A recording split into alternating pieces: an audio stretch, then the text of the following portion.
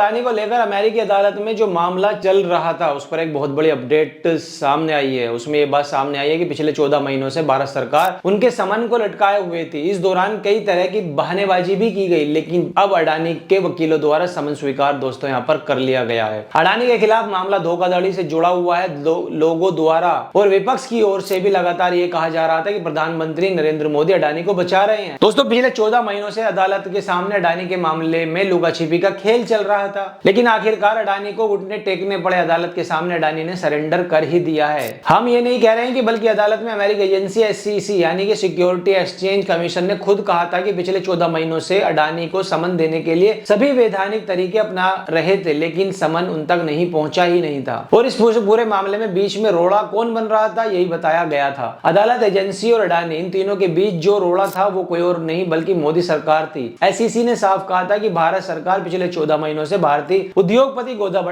अडानी तक समन नहीं पहुंचाने दे रही थी, लेकिन अब ऐसा और नहीं हो सकता। आखिरकार 30 जनवरी को अडानी को समन स्वीकार करना पड़ा। समन स्वीकार करने का मतलब है कि अब सुनवाई की प्रक्रिया शुरू हो गई है उनके ऊपर। अडानी को 90 दिनों का समय दिया गया है। 90 दिनों में उन्हें अपनी पूरी तैयारी करनी होगी।